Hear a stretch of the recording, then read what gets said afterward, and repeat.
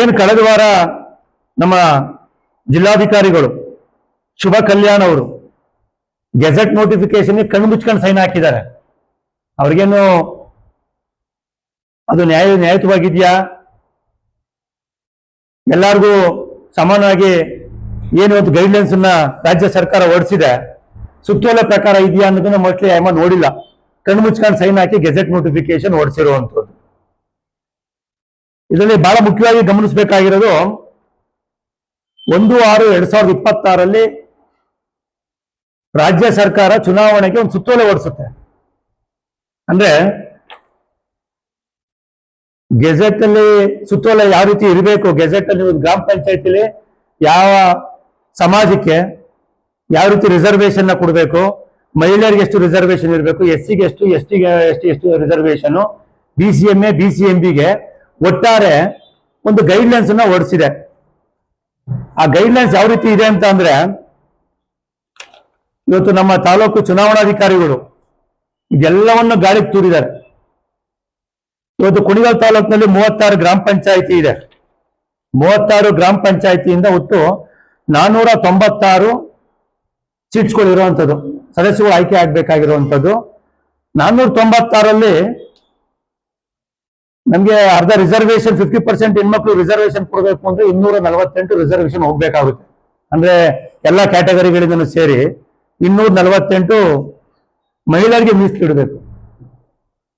ಇಲ್ಲಿ ರಾಜಕೀಯ ಈ ತಾಲೂಕಿನಲ್ಲಿ ಯಾವ ಮಟ್ಟಕ್ಕೆ ನಡೀತಾ ಇದೆ ಅಂತ ಅಂದ್ರೆ, ದಲಿತರನ್ನ ಮತ್ತೆ ಹಿಂದುಳಿದವ್ರನ್ನ ಯಾವ ರೀತಿ ದಮನ ಮಾಡ್ತಾ ಇದ್ದಾರೆ ಇವತ್ತಿನ ರಾಜಕಾರಣಿಗಳು ತಾಲೂಕಿನಲ್ಲಿನಕ್ಕೆ. ಈ ತಾಲೂಕಿನ ದಲಿತ ಮುಖಂಡರುಗಳು, ಬಹಳ ಮುಖ್ಯವಾಗಿ ಹೇಳಲಿಕ್ಕೆ ಇಷ್ಟಪಡ್ತೀನಿ ಈ ತಾಲೂಕಿನ ದಲಿತ ಮುಖಂಡರುಗಳಿಗೆ, ಕೇವಲ ಅಂಬೇಡ್ಕರ್ ಜಯಂತಿಲಿ ಬೂಂದಿ ತಿನ್ಕೊಂಬರೋದಲ್ಲ ರಾಜಕಾರಣಿಗಳು ಕೊಡೋದು, ಸರ್ಕಾರ ಕೊಡೋದಲ್ಲ. ದಲಿತ ಸಮಾಜಕ್ಕೆ ಇವತ್ತು ಯಾವ ಮಟ್ಟದಲ್ಲಿ ಅನ್ಯಾಯ ಆಗ್ತಾ ಇದೆ, ದಲಿತರನ್ನ ಯಾವ ರೀತಿ ದಮನ ಮಾಡ್ತಾ ಇದ್ದಾರೆ ರಾಜಕಾರಣಿಗಳು, ಯಾವುದೋ ಒಂದು ಮೇಲ್ಜಾತಿ ಸಮಾಜವನ್ನ ಓಲೈಸ್ಕೊಳ್ಳಿಕ್ಕೆ ದಲಿತ ಸಮಾಜವನ್ನ, ಹಿಂದುಳಿದ ಸಮಾಜವನ್ನ ಈ ತಾಲೂಕಿನಲ್ಲಿ ಯಾವ ರೀತಿ ನಾಶ ಮಾಡ್ತಾ ಇದೆ ಅಂತ ಇವತ್ತು ದಲಿತ ಮುಖಂಡರುಗಳು ಅರ್ಥ ಮಾಡ್ಕೋಬೇಕಾಗಿದೆ. ಸೋಕಾಡ್ ಕೆಲವು ದಲಿತ ಮುಖಂಡರುಗಳು ರಾಜಕಾರಣದಲ್ಲಿ ಗುರುತಿಸ್ಕೊಂಡಿರೋರು, ಅದೆಲ್ಲಾರನ್ನೂ ಹೇಳಲಿಕ್ಕೆ ಹೋಗಲ್ಲ, ರಾಜಕೀಯ ಕ್ಷೇತ್ರದಲ್ಲಿ ಗುರುತಿಸ್ಕೊಂಡವರು. ಈ ದಲಿತ ಮುಖಂಡರುಗಳಿಗೆ ಹೇಳಲಿಕ್ಕೆ ಇಷ್ಟಪಡ್ತೀನಿ, ಈ ಸಮಾಜ, ನಿಮ್ಮ ಸಮಾಜ ಯಾವ ಮಟ್ಟಕ್ಕೆ ಇವತ್ತು ರಾಜಕಾರಣಿಗಳು ದಮನಕಾರಿ ಧೋರಣೆ ಮಾಡ್ತಾ ಇದ್ದಾರೆ ಅಂತ ಅರ್ಥ ಮಾಡ್ಕೋಬೇಕಾಗುತ್ತೆ. 36 ಗ್ರಾಮ ಪಂಚಾಯತಿಲಿ ದಲಿತ ಸಮಾಜದ